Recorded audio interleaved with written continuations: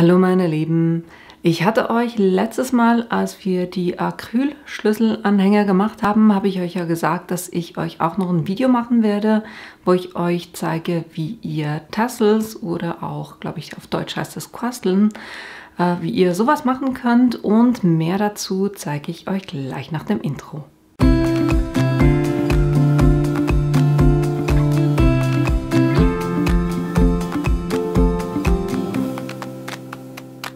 Damit ihr seht, was wir heute machen werden, das sind eben solche Tassels oder Quasteln. Und zwar werde ich euch zeigen, wie ihr die mit so einem Garn machen könnt und einem versteckten Knoten. Oben ein paar Kugeln dran. Ne? Und das passend zu eurem Acrylschlüsselanhänger.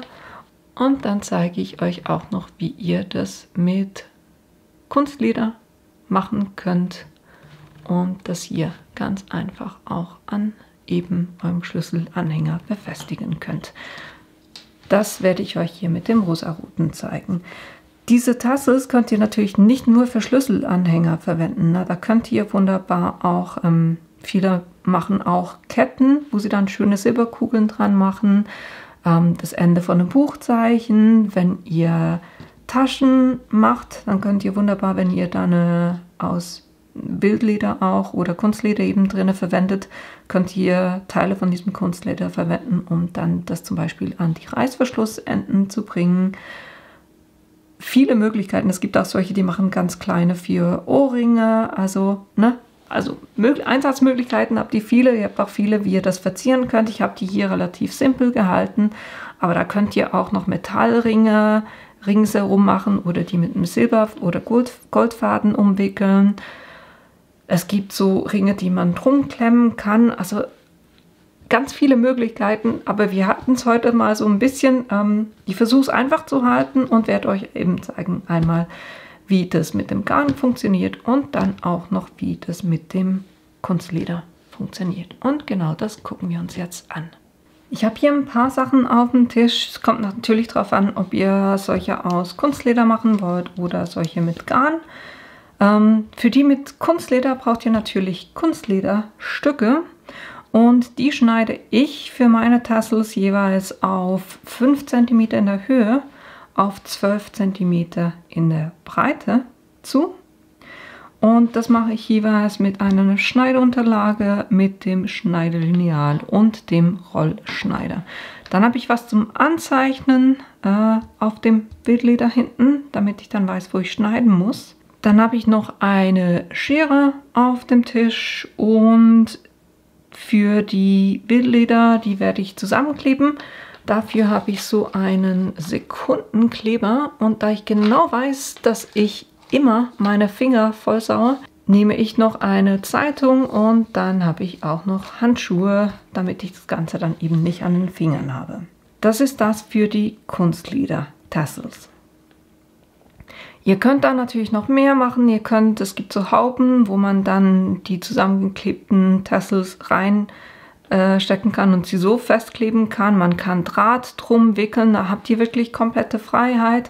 Ich zeige euch einfach wirklich so die simple Variante, die ich per se aber eigentlich auch schön finde. Dann für die Garn-Variante habe ich hier so Garnstücke.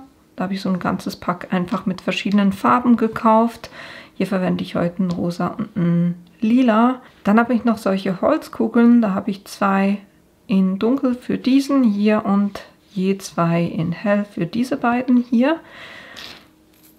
Ihr könnt, wenn ihr das Ganze jetzt nicht für diese Acrylanhänger macht, sondern für sonst irgendwas, könnt ihr auch so kleinere Ringe nehmen. Da braucht ihr jetzt nicht zwingend die großen. Dann hierfür habe ich auch noch eine Nadel, um den Faden durch die Kugeln zu ziehen, einen Kamm.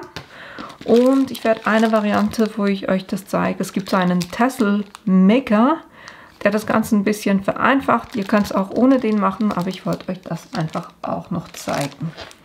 Und ich würde sagen, wir fangen mit den Wildlederteilen an. Ich habe 3 davon schon geschnitten und ihr seht hinten, die sind auch eingezeichnet. Und eben die sind alle 5 cm Höhe und 12 cm lang. Auf der Rückseite mache ich jeweils die Einzeichnung, und zwar ist es einmal, ich nehme so zwischen 1 bis 1,2 cm, gehe ich von oben runter. Das heißt, ich nehme hier einfach mein Lineal und messe hier auf der Skala ganz einfach 1,2 cm runter. Und dann lege ich den Lineal so hin, andere Seite. Ich mache die Markierung immer hier auf dem oberen Teil, dass ich hier vorne schön anlege, und dann mache ich alle halb Zentimeter eine Markierung. Es geht dann auch auf, ne? Ihr könnt es auch länger und breiter oder auch die Tassels ein bisschen kleiner oder größer schneiden. Ich würde es einfach so berechnen, dass ihr am Schluss keine, also dass es immer aufgeht dann mit der Breite hier von den einzelnen Tassels. Bei mir, weil 0,5 und ich habe 12 cm, geht es natürlich auf. Ihr könnt es einzeichnen, wenn ihr das wollt. Wenn ihr euch aber sicher seid und das ein paar Mal gemacht habt, dann könnt ihr gleich, also die obere Linie zeichne ich immer ein, aber den Rest eigentlich nicht zwingend, weil was ich machen kann, ich gucke einfach, dass ich hier so eine Linie habe, die schön am Ende von diesem Stück ist, und dann kann ich hier hinten quasi mir immer die halb Zentimeter Markierung angucken, weil ich schneide meine ja auf einen halben Zentimeter. Und so schneide ich jetzt hier ganz einfach immer bei einem halben Zentimeter den Streifen runter. Und warum der Rollschneider? Ich habe es auch schon freihand mit der Schere versucht. Ich finde einfach, das Resultat wird schöner und gleichmäßiger, wenn ich das mit dem Rollschneider mache. Geht natürlich auch mit einem kleineren Rollschneider. I get so caught up in the middle, thinking of drowning in those blue eyes. I'm losing sight 'cause I am falling. I'm so deep down, and it's not a lie that I die. I can't hide. So, und wenn ich dann durch bin, gehe ich nochmal mit der Schere entlang und gucke, dass ich da wirklich überall bis oben hin an die Linie den Schnitt drin habe.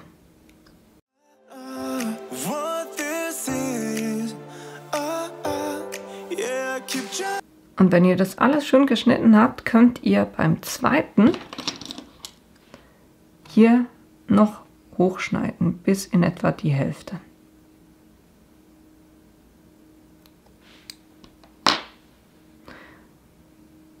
Bei denen legen wir dann quasi so ein bisschen hoch.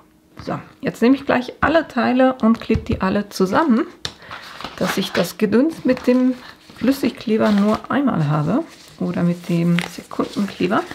Dann nehmen wir als allererstes hier dieses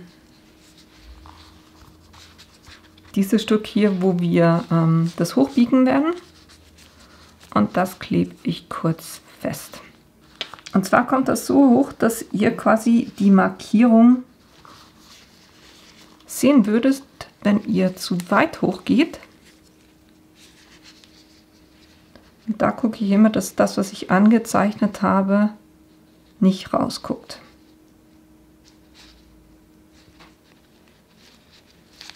So in dem Stil.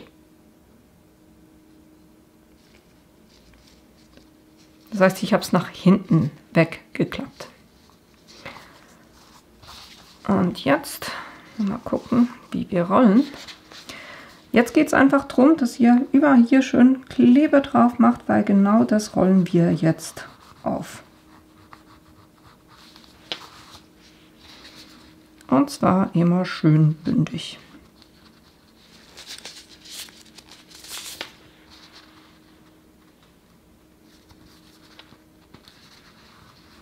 Na, hier oben wirklich gucken, dass ihr immer schön an dieser Kante oben gerade dran liegt.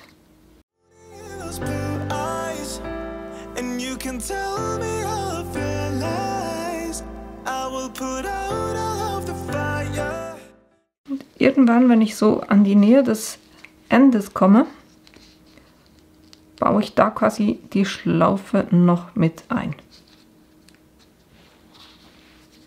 Das heißt, ich mache hier so ein bisschen Kleber drauf, nehme die Schlaufe und lege die hier rein. Und dann mache ich einfach weiter mit dem Rollen, bis ich ganz am Ende angelangt bin. Und dann lasse ich den Sekundenkleber einfach anziehen. Und das mache ich jetzt alles auch noch mit den anderen Teilen.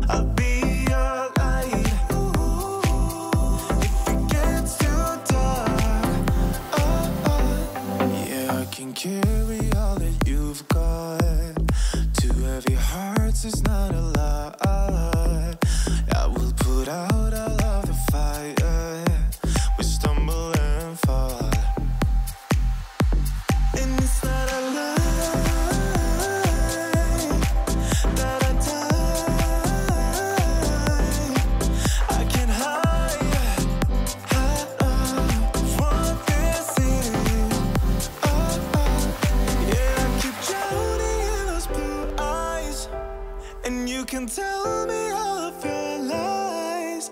I will put out all of the fire. If it gets too dark, I'll be your light. Be your light. I'll be your light. If it gets too dark, I'll be. Und ihr habt jetzt sicher gesehen, warum ich immer Handschuhe trage, weil ich es wirklich einfach nicht im Griff habe mit diesem Sekundenkleber. Aber ihr seht, ihr habt jetzt hier wirklich super coole Tassels, die ihr wunderbar befestigen könnt. Und mit diesem Sekundenkleber hält es auch wirklich gut. Es gibt auch solche, die machen das mit dem Heißkleber, auch das geht. Aber so habt ihr jetzt wunderbar Tassels, die ihr an einen Schlüsselanhänger dran machen könnt. Und genau das mache ich jetzt auch noch kurz.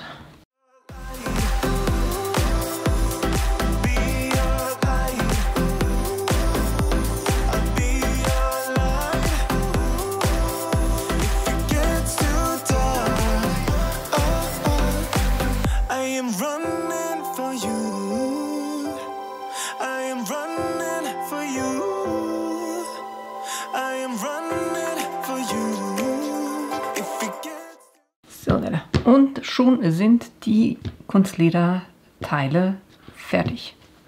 Jetzt kümmern wir uns noch um die mit dem Garn. Ich mache das erste manchmal so ein bisschen freihand ohne den Tasselmaker. Da messe ich mir zuerst einen Streifen ab, der ist so in etwa 2 x 30 cm.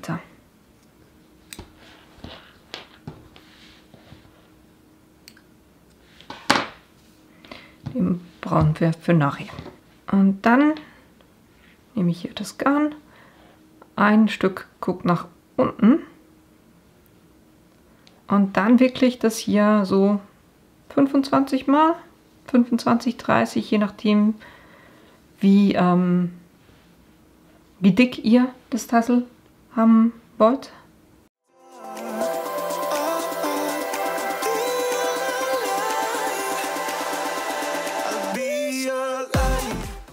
Und ich höre dann auch immer da auf, wo ich angefangen habe.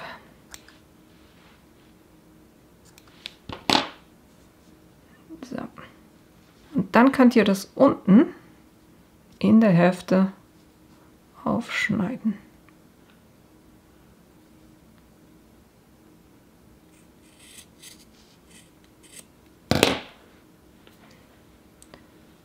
Und dann schön vor euch hinlegen.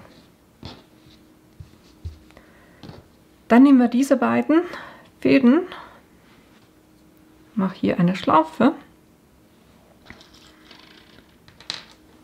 Dann gehe ich hier mit der Schlaufe um den Ring herum und dann zwischendrin hole ich mir das Ende des Fadens und ziehe den so durch, so dass ich hier quasi wie eine Befestigung habe. Und jetzt müssen diese Enden durch die Kugeln hindurch. Und dafür ist eben die Nadel hilfreich. Ich nehme da immer zuerst 2 Fäden.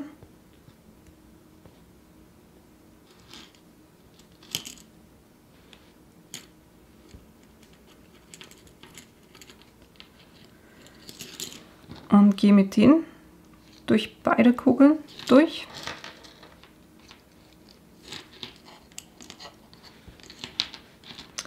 Und dann nehme ich noch die anderen beiden Fäden und mache dasselbe.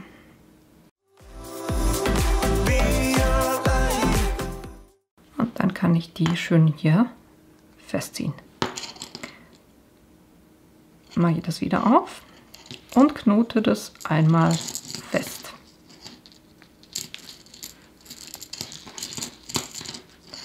Einfach so einen Knoten machen. Ich mache das 3-mal, damit die Kugeln möglichst nicht wieder runterrutschen. So in dem Stil. Und dann nehme ich hier die beiden Stücke und lege einen Faden drunter, in etwa der Hälfte.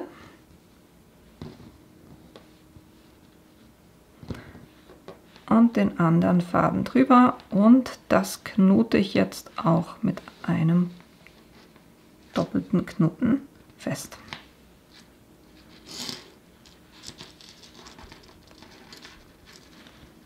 Machen wir 3 sicherheitshalber. So, jetzt können wir das so ein bisschen kämmen, damit das schöner zu liegen kommt. So, und dann brauchen wir noch den Rest des Fadens. Und das könntet ihr jetzt, wenn ihr wolltet, einfach normal festknüpfen. Ich mache hier jeweils einen versteckten Knoten. Das heißt, ich nehme hier ein Teil, das guckt oben raus. Dann mache ich eine Schlaufe unten und komme wieder hoch.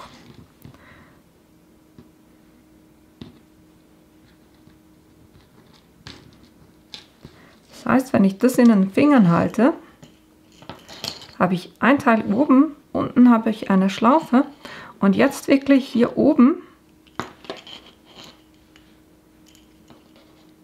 den Faden schön straff nach unten. Also ich versuche immer schön anzuschließen an das, was ich schon gewickelt habe und gehe so quasi langsam runter.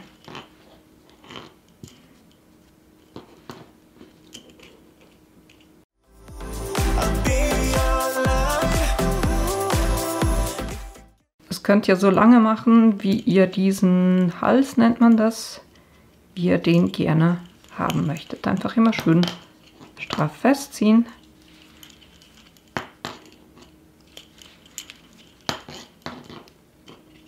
Ich mache das in der Regel so 1 bis 1,5 Zentimeter. So, jetzt haben wir immer noch hier oben dieses Stück, was rausguckt. Und unten haben wir die Schlaufe. Jetzt kann ich dieses Stück hier abschneiden. Oder könnte, wenn ich es schaffe. So, jetzt. Was ich jetzt mache, ich habe hier meine Schlaufe. Und mit diesem gehe ich durch die Schlaufe durch und ziehe den quasi nach unten. Was ich jetzt machen kann, ich kann hier oben ziehen. Und dadurch, dass ich hier oben ziehe, wird die Schlaufe, sieht es damit fast nicht, aber diese Schlaufe hier unten wird kleiner. Dann lasse ich den so ein bisschen hochziehen. Und wenn ich merke, jetzt ist der Knoten irgendwo in der Mitte, ziehe ich an beiden Enden fest. So. Und was ich jeweils noch mache, ich nehme diesen oberen Faden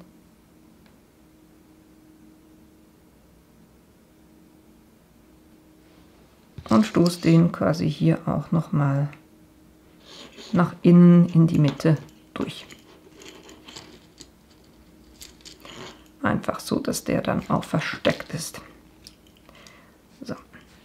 Dann haben wir hier oben einen schönen Kopf, das schön umwickelt, und ich habe nirgendwo einen Knoten, der hervorguckt. Mal ein bisschen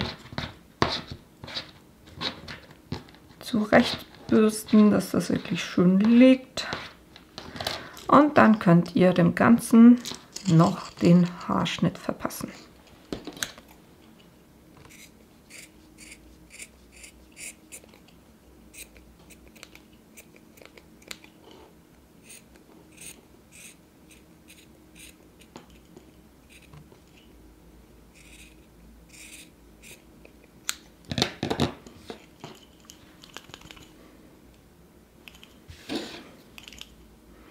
Könnt ihr es wieder so ein bisschen aufschütteln und dann habt ihr wunderbar einen Tassel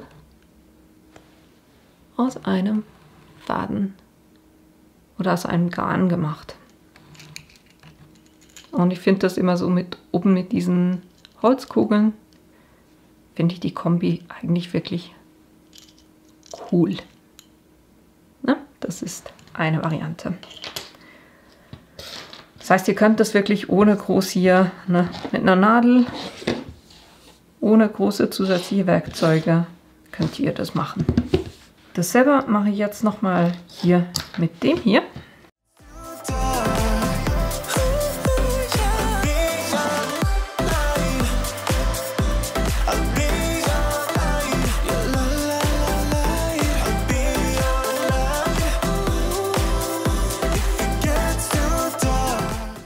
Ich nutze jetzt hier kurz zum Aufwickeln den Tassel Maker, und zwar sind, wenn ich mir angucke, meine 4 Finger, das ist in etwa der 7,5er. Und dann kann ich das wunderbar hier einfach hinlegen und drum wickeln. Geht ein bisschen einfacher als um die Hand herum. When we wake, hear the birds and see the sun. Side by side our fears are done. Oh, the good times just begun. Oh, we know what we have, let's hold on tight. Found what we're looking for in life. Call us crazy, but things are finally right. With you and I, the future is bright.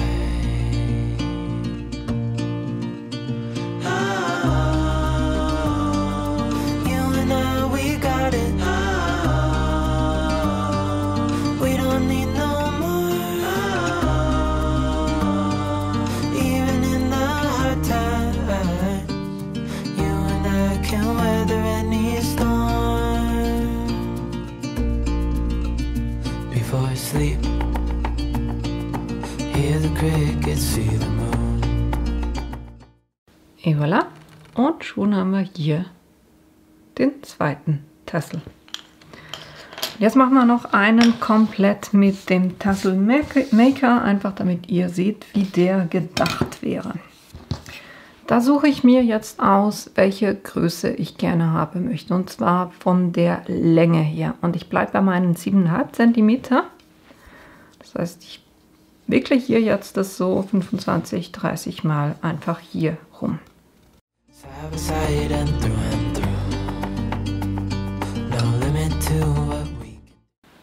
Dann kann ich das Ende abschneiden.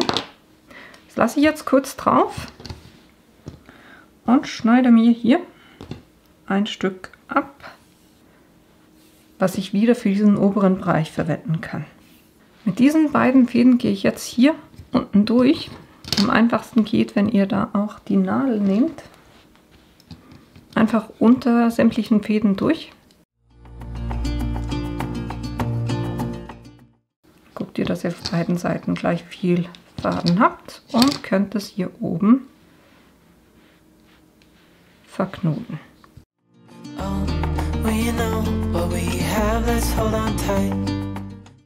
Und da ich hier jetzt ein bisschen unterhalb der Kante bin, drehe ich das um und schneide von hier hinten das nach unten auf.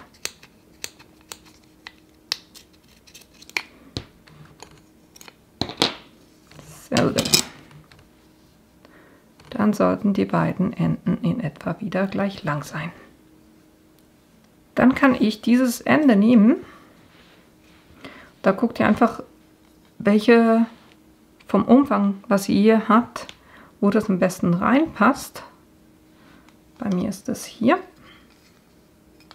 Kann ich das so durchziehen.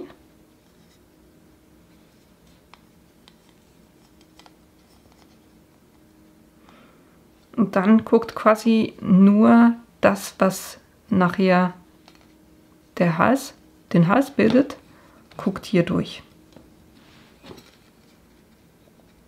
Ne? So in dem Stil. Dann brauchen wir wieder den Faden. Da schneide ich mir jetzt einfach ein Stück ab und die Idee ist eigentlich, dass ihr jetzt einfach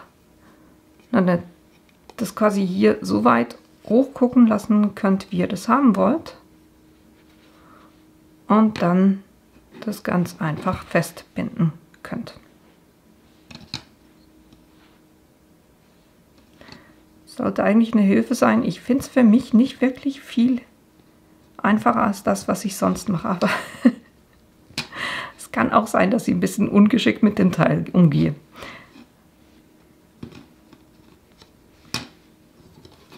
So. Und per se wäre das per Definition, man könnte das jetzt auch noch mal durchziehen und dann, wenn ihr das komplett durchziehen würdet, könntet ihr dann hier unten das auch noch entsprechend abschneiden und das sollte dann eigentlich alles gleich lang sein.